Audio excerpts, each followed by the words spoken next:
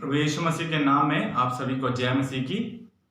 जयपुर कलीसिया में आप सभी का स्वागत है। आइए हम आज के वचन की ओर चलें और मेरे साथ निकाल लें भजन संहिता 88। भजन संहिता 88 1 से लेकर 18 पद को हम पढ़ेंगे और आज देखेंगे कि परमेश्वर का वचन किस प्रकार से हमसे बात करता है। आइए निकालें। इस प्रकार से लिखा है परमेश्वर के वचन में, हे मेरे उद्धारकर्ता परमेश्वर यहोवा, मैं दिन को और रात को तेरे आगे चिल्लाता आया हूं।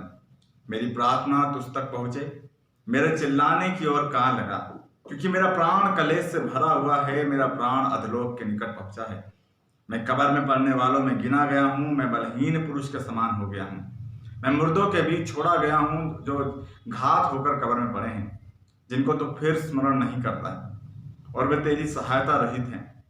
उनके समान में हो गया हूं। तूने मुझे खड्डे के तल ही में अंधेरे और गहरे स्थान में रखा है। तेरी जलजलाहट मुझी पर बनी हुई है, और तूने अपने सब तरंगों से मुझे दुख दिया है। तूने मेरे पहचान वालों को मुझसे दूर किया है, और मुझको उनकी दृष्टि में घिनौना किया है। मैं बंदी हूं और निकल नहीं सकता। दुख भोगते भोगते मेरी आंखें धुंधला गई। हे यहोवा, मैं लगातार तुझे पुकारता और अपने हाथ तेरी ओर फैलाता आया हूं। क्या तू मुर्दों के लिए अद्भुत काम करेगा? क्या मरे लोग उठकर तेरा धन्यवाद करेंगे? क्या कब्र में तेरी करुणा का और विनाश की दशा में तेरी सच्चाई का वर्णन किया जाएगा? क्या तेरे अद्भुत काम अंधकार में या तेरा धर्म विश्वासघात की दशा में जाना जाएगा? परंतु हे यहोवा, मैंने तेरी दुहाई दी है, और भोर को मेरी प्रार्थना तुझ तक पहुंचेगी। हे यहोवा, तू मुझको क्यों छोड़ता है? तू अपना मुख मुझसे क्यों छुपाए रहता है? मैं बचपन ही से दुखी वरन अधमुआ हूं।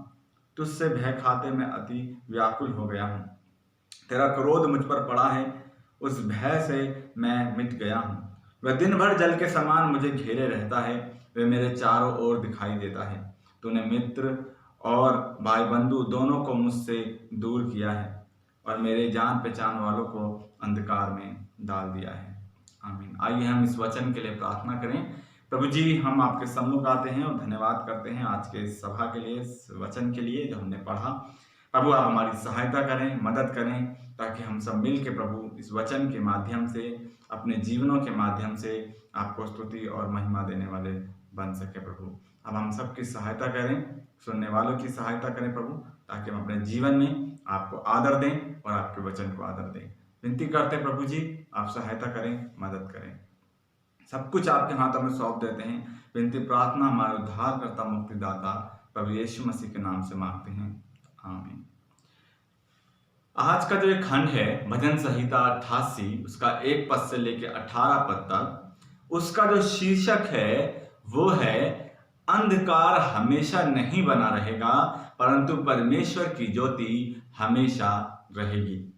अंधकार हमेशा नहीं बना रहेगा, परंतु परमेश्वर की ज्योति हमेशा रहेगी। इसमें हम 3 बातों को देखेंगे इस पूरे भजन में। पहला जो हम देखेंगे वो है छुटकारे के लिए प्रार्थना, दूसरा भरोसेमंद प्रार्थना, तीसरा धीरजवंत विश्वास की प्रार्थना। और तीनों माध्यम से हम देखेंगे कि कैसे भजनकार अपनी परिस्थितियों को परमेश्वर के सम्मुख लाता है। ये जो भजन है एक ऐसे व्यक्ति के जीवन की प्रार्थनाओं को व्यक्त करता है जिसने अपने जीवन में बहुत ही दुख उठाया है। ये भजन एज्रा वंशज हेमान के द्वारा लिखा गया है। ये वही हेमान है जिसको दाऊद ने परमेश्वर के मंदिर में एक गायक के रूप में नियुक्त किया था।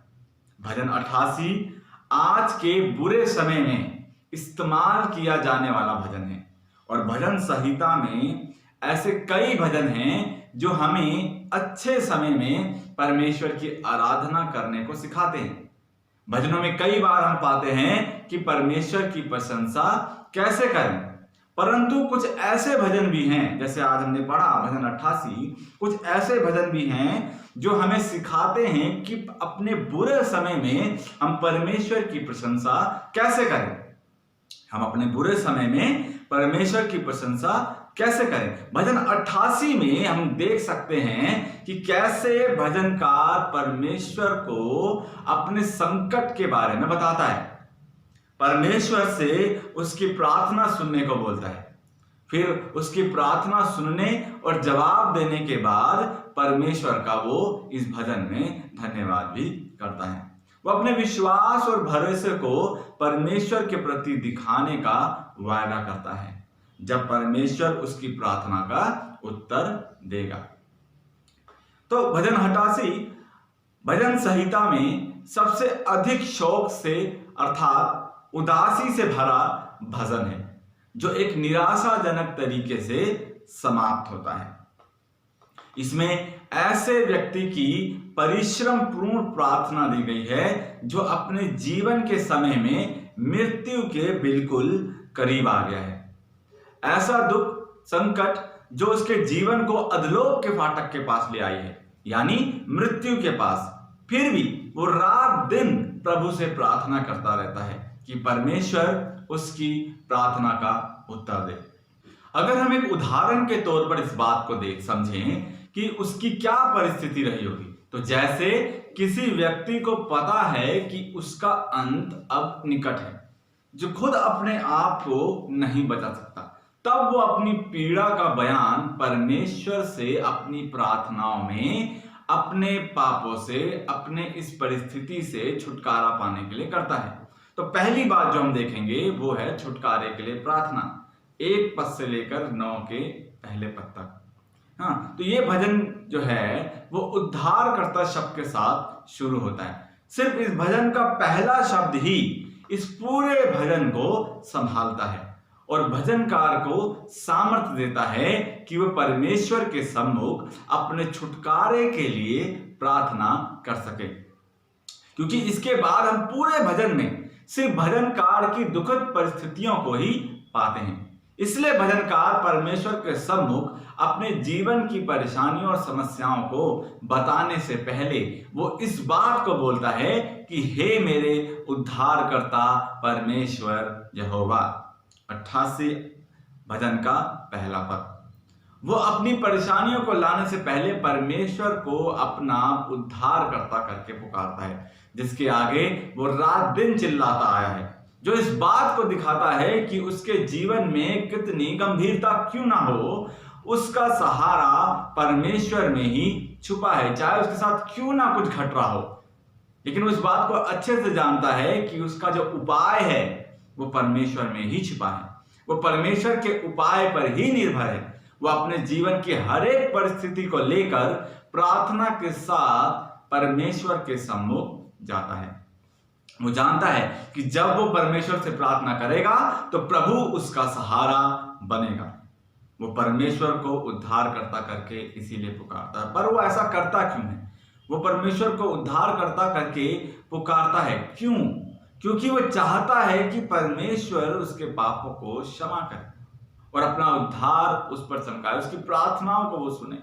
इसलिए वो प्रशंसा, उसकी स्तुति करते हुए, उसको उद्धारकर्ता पुकारते हुए अपनी तमाम समस्याओं को उसके सामने लेके आता है। वो परमेश्वर से उद्धार पाने की लालसा रखता है। जब हम प्रभु यीशु को अपने व्यक्तिगत उद्धारकर्ता के रूप में ग्रहण कर लेते हैं तो परमेश्वर पिता से हमारा पुनः मेल मिलाप हो जाता है, क्योंकि परमेश्वर प्रभु यीशु ही है जो हमें हमारे उद्धार को हमको देता है, क्योंकि उसने उस कार्य को, उस बलिदान को क्या करा है, चुकाया है, और हम उसके साथ पूर्ण सहभागिता में आ जाते हैं। यह उसी क्षण होता है जब हमारा उद्धार होता है, जब हम प्रभु यीशु को अपने जीवन में उद्धारकर्ता करके पुकारते हैं। और यही शायद भजनकार भी चाहता था, इसीलिए वो इसी तरह से पद 1 को बोलता है और वो उसी में आगे कहता है कि मैं रात दिन तेरे आगे चिल्लाता आया हूं, यानी रोता आया हूं। पद 1 में मैं लगातार तुझे पुकारता और अपने हाथ तेरी ओर फैलाता आया हूं।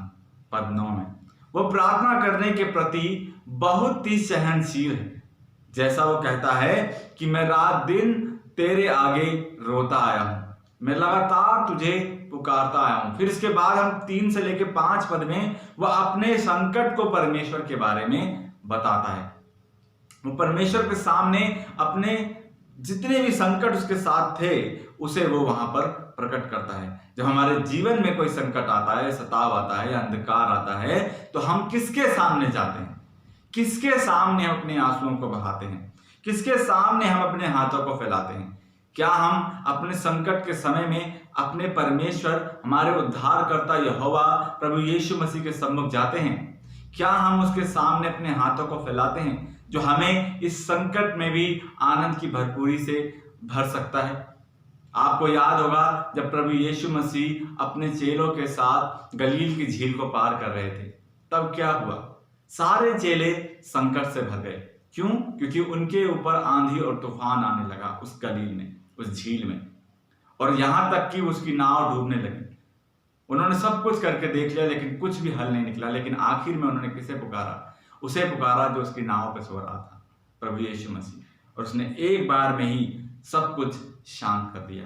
तो हमें इस बात को देखना है कि हमारे जीवन में जब संकट आता है, सताव आता है, परेशानी आती है, दुख आता है, तब किसके सामने जाते हैं?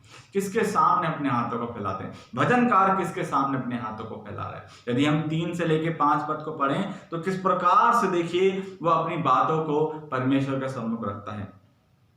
वो कहता है, क्योंकि मेरा प्राण कलेश से भरा हुआ है और मेरा प्राण अधोलोक के निकट पहुंचा है। मैं कब्र में पड़ने वालों में गिना गया हूं, बलहीन पुरुष के समान में हो गया हूं। तो हमें देखना है कि अपने भरोसे को, अपनी चिंताओं को, अपने संकटों को हम किसके सामने लाते हैं? क्या मनुष्य के सामने या फिर परमेश्वर के सामने?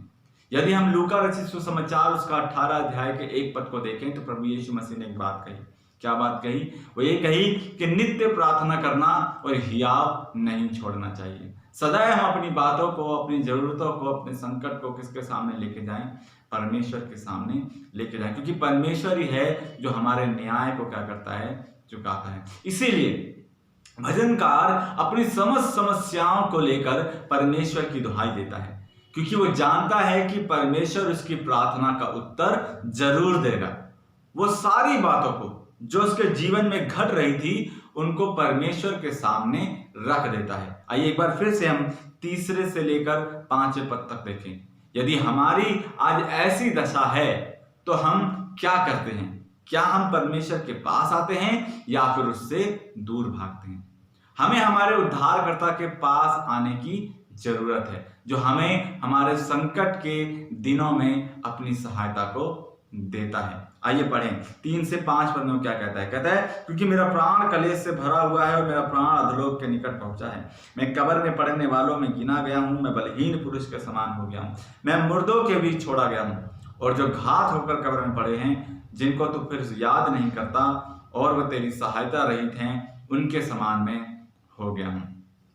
इसीलिए हमारी स्थिति कैसे भी क्यों ना हो, हमें सदैव उन तमाम स्थितियों को परमेश्वर के सम्मुख प्रार्थना के साथ ले जाना चाहिए, क्योंकि हम जानते हैं और भजनकार भी इस बात को अच्छे से जानता था कि उन सारी परिस्थितियों का जो जवाब है वो सिर्फ और सिर्फ हमारे उद्धारकर्ता परमेश्वर के पास है।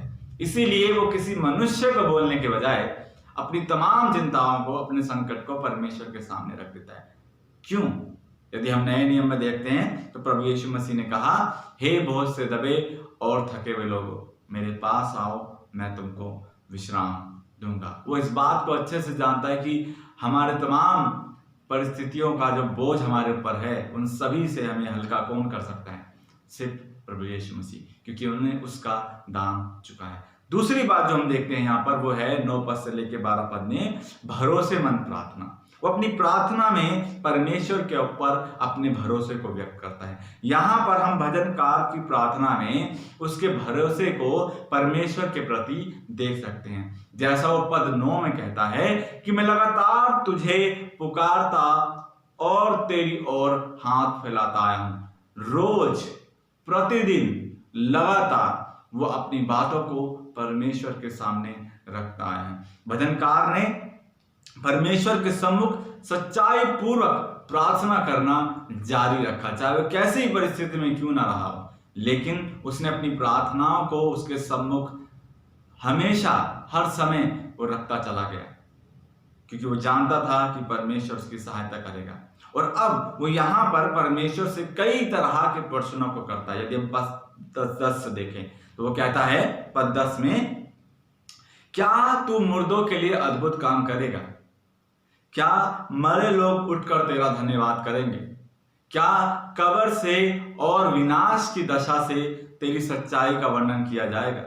क्या तेरे अद्भुत काम अंधकार की दशा में जाना जाएगा। कुछ इस तरह के सवालों को वो अपनी प्रार्थनाओं में परमेश्वर के सम्मुख करता है, रखता है। जैसे वो जानना चाहता है कि क्या इन परिस्थितियों में से भी कोई मनुष्य निकल सकता है जो उसे बिल्कुल अंत के कगार पर लेके जाती है। तभी वो इन सभी बातों को परमेश्वर के सम्मुख रख देता है, इन सवालों को परमेश्वर के सम्मुख रखता है। यदि हम हेमान के जीवन को देखें तो हेमान जो भजनकार था, एक अच्छा व्यक्ति था। वो बुद्धिमान था, वो परमेश्वर का भय मानता था और परमेश्वर के मंदिर में एक आराधक के रूप में नियुक्त था।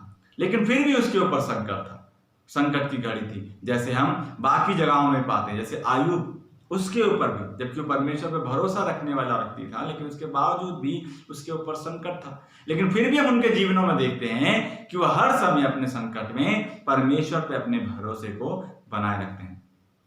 इस बात से हम क्या देखते हैं? इस बात से हम ये देखते हैं कि विश्वास तो सभी करते हैं, परंतु भरोसा बहुत कम लोग करते हैं। तो क्या आप और मैं विश्वास के साथ परमेश्वर पे भरोसा रखते हैं कि नहीं? जिस प्रकार से इस भजनकार ने रखा, जिस प्रकार से आयुब ने रखा, जिस प्रकार से प्रेरितों ने रखा।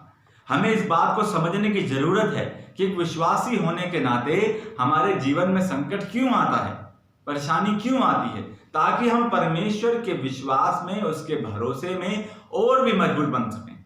जैसा किसी हीरे की चमक को चमकाने के लिए उसे आग में तपाया जाता है, उसी प्रकार से जैसा हेमान ने किया कि वो अपने संकट से भागा नहीं, परंतु उनके समाधान के लिए परमेश्वर के पास आया और उनको एक प्रश्न के रूप में परमेश्वर के सामने रखा, जैसा कि हमने अभी 10 पद में और 11 पद में इस प्रकार से पढ़ा। और यदि हम परमेश्वर की ओर देखें तो पाते हैं कि परमेश्वर ने प्रभु यीशु मसीह में भजनकार की प्रार्थनाओं का उत्तर दिया। उसने उसकी तमाम प्रार्थनाओं का, उन तमाम दिक्कतों का उत्तर उसने प्रभु यीशु मसीह अपने प्रिय पुत्र में दिया। उसने अपने प्रिय पुत्र में हमें एक नई आशा दी। प्रभु यीशु मसीह ने इस कार्य को पूरा किया। उसने मुर्दे को जिंदा किया। उसने विश्वास दिलाया कि पुनरुत्थान और जीवन मैं ही हूं। यीशु खुद भी मुर्दों में से तीसरे दिन कब्र में से जी उठे। मृत्यु को उसने हरा दिया। वह अंधकार में सच्ची ज्योति बनकर आया ताकि हमें प्रकाशित करे। उसने कहा कि जगत की ज्योति मैं हूं, जो मेरे पीछे होलेगा वह अंधकार में न चलेगा परंतु जीवन की ज्योति पाएगा। और उसने हमें विश्वासघात की दशा में से निकालकर विश्वासी बना दिया ताकि हम परमेश्वर की संतान कहला सके। यदि हम यहाँ पर उसके सवालों को देखें जो परमेश्वर के सामने करता है तो हम इस बात को पा पाते हैं कि परमेश्वर प्रभु यीशु मसीह ने हमारी इन तमाम प्रार्थनाओं का उत्तर उसने दिया। यहाँ पर वो कहता है 10 पद में कि तू मुर्दों के लिए क्या अद्भुत काम करेगा। हाँ, उसने किया। उसने दिखाया कि पुनरुत्थान और जीवन वही है और हमें उसके ऊपर विश्वास करना है। वो मुर्दों में से जी उठा ताकि हम अपनी मृत्यु से पार हो जाएं। इसीलिए भले भजनकार यहाँ पर परमेश्वर से सवाल करता है, परंतु हमें याद रखना चाहिए हम अपनी प्रार्थनाओं में परमेश्वर पर भरोसा बनाए रखें, क्योंकि उसने प्रभु यीशु मसीह में जो उसका प्रिय पुत्र है हमारी तमाम प्रार्थनाओं का उत्तर दिया है। तीसरी बात जो हम देखते हैं इसमें, धीरजवंत विश्वास की प्रार्थना, पद 13 से लेकर पद 18 में। अब भी जब भजनकार ऐसी अवस्था से होकर गुजर रहा था तो वो अपनी प्रार्थनाओं के द्वारा से परमेश्वर की ओर अपने धीरज को भी दिखाता है। जैसा वो कहता है पद 13 में, परंतु हे यहोवा मैंने तेरी दुहाई दी है और भोर को मेरी प्रार्थना तुझ तक पहुंचेगी। वो अपने आखिरी समय तक अपने धीरज को, अपने विश्वास को परमेश्वर पर बनाए रखता है, क्योंकि जरूरी नहीं है कि हमारी प्रार्थनाओं का उत्तर तुरंत हमें क्या हो जाए, मिल जाए। परमेश्वर अपने समय के अनुसार हमारे जीवनों में सब कुछ करता है।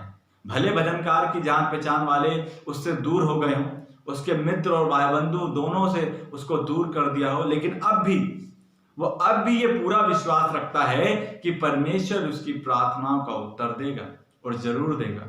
वो अपने विश्वास को परमेश्वर की ओर लगाए रखता है, क्योंकि परमेश्वर अपने वायदे में विश्वास योग्य और धर्मी लोगों की प्रार्थनाओं की ओर हमेशा कान लगाया रहता है। जैसा भजनकार पद 13 में कहता है, वो कहता है कि मैं भोर को मेरी प्रार्थना तुझ तक पहुंचेगी। वो भोर में की गई प्रार्थना की यहाँ पर क्या करता है, बात करता है। ऐसा नहीं है कि परमेश्वर सिर्फ भोर को ही सुनता है और बाकी समय में नहीं सुनता, ऐसा नहीं है। परंतु उसके कहने का भाव यह है कि इससे पहले कि वो किसी दूसरे से मिले, अपनी परिस्थितियों को उसे बताए, इससे अच्छा यह है कि वो पहले अपने उद्धारकर्ता परमेश्वर से मिले और अपनी परिस्थितियों को उसे बताए। वो अपने दुख का हाल सबसे पहले प्रभु के साथ बांटे।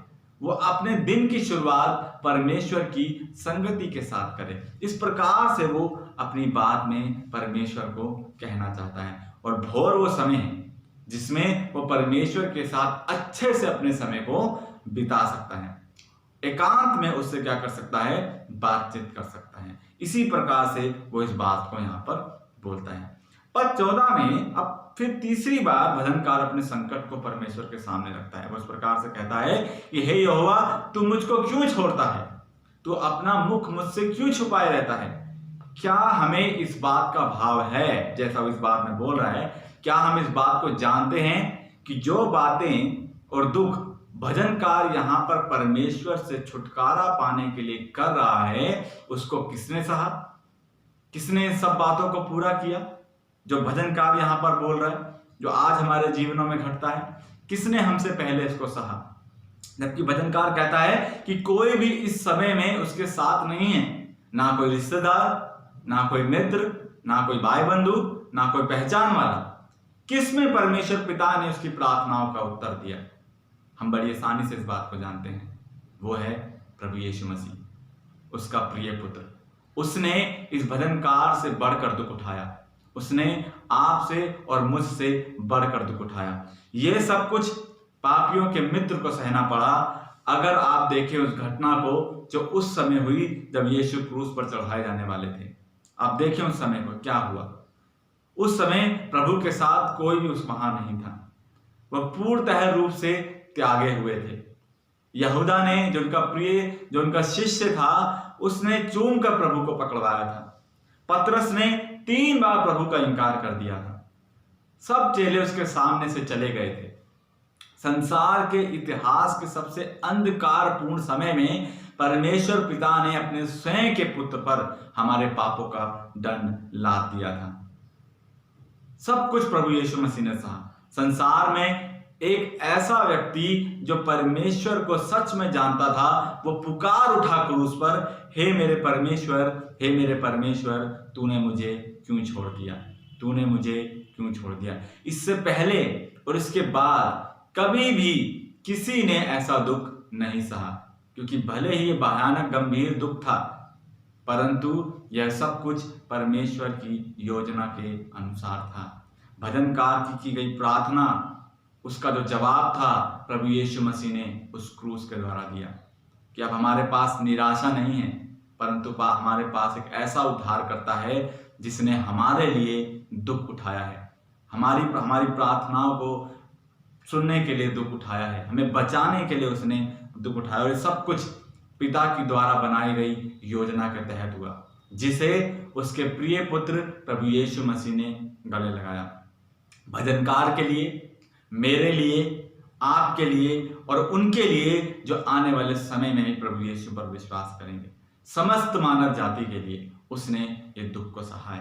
परमेश्वर ने सब कुछ कार्य किया ताकि हम अपनी संकट की घड़ी में और निराशाओं के समय में अपने उद्धारकर्ता मसीह यीशु की ओर ताक सकें, जो हमें ऐसे समय में सामर्थ्य देता है। इसीलिए अगर हमारा जीवन आज इस भजनकार के समान है, तो हमको हमारे उद्धारकर्ता मसीह यीशु के पास आने की जरूरत है, क्योंकि वही है जो हमारे संकट के समय में, दिनों में हमें अंधकार से छुड़ा सकता है। क्योंकि यीशु ही है जिसने इस संसार के अंधकार में अपनी ज्योति को चमकाया ताकि हम उसकी संतान बन सकें। उस क्रूस के द्वारा जिस पर उसने अपना बलिदान दिया ताकि हम अपने पापों से छुटकारा पा सकें, उसने उस पाप के अंधकार को हमेशा के लिए दूर कर दिया जिसमें हम फंसे होने की बात भजनकार अपनी प्रार्थनाओं में करता और हमने देखा भी। इसीलिए हमें छुटकारा पाने के लिए उसके पास आना है, और उसके पास ही नहीं परंतु उसके पर भरोसा भी रखना है। और और जब हम भरोसा रखते हैं तो हमें धीरज भी रखना है, क्योंकि संकट के समय में वो हमें अपनी आनंद की भरपूरी से भर देता है। और इस सभी बातों का जो जवाब है हम उस क्रूस पर पाते हैं जिस पर प्रभु यीशु मसीह बलिदान हुआ, उस प्रभु यीशु मसीह में पाते हैं जो हमारे पापों के द्वारा बलिदान हुआ। परमेश्वर आप सभी को आशीष दे। आइए हम प्रार्थना करें। प्रभु यीशु, हम आपका धन्यवाद करते हैं इस भजन के लिए जो प्रभु जी भजनकार के द्वारा आपकी अगुवाई में लिखा गया। प्रभु धन्यवाद करते हैं कि जब संकट को हम देखते हैं, प्रभु धन्यवादी हैं कि उस सारी प्रार्थनाओं का जवाब प्रभु यीशु आपने दिया। आप मारे गए, गाड़े गए, प्रभु जी उठे, हमारे लिए आपने दुख उठाया। इसके लिए प्रभु जी हम आपका धन्यवाद करते हैं, ताकि हम ज्योति की संतान बन सकें, आपकी संतान बन सकें। प्रभु इसके लिए हम धन्यवाद करते हैं। इस अंधकार में हम एक ज्योति के समान चमक सकें, इसके लिए प्रभु जी आपने दुख उठाया। इसके लिए प्रभु हम आपका धन्यवाद करते हैं। धन्यवादी हैं आज के इस वचन के लिए, धन्यवाद करते हैं। प्रभु यीशु मसीह के नाम से प्रार्थना मांगते हैं, आमीन। आइए हम आशीष वचन के लिए चलें। अब जो तुम्हें ठोकर खाने से बचा सकता है और अपनी महिमा की भरपूरी के सामने मगन और निर्दोष करके खड़ा कर सकता है, उस एकमात्र परमेश्वर हमारे उद्धारकर्ता की महिमा और गौरव और पराक्रम और अधिकार हमारे प्रभु यीशु मसीह के द्वारा जैसा सनातन काल से है, अब भी हो, युगानुयुग होता रहे, आमीन। आप सभी को जय मसीह की। परमेश्वर आप सभी को आशीष दे।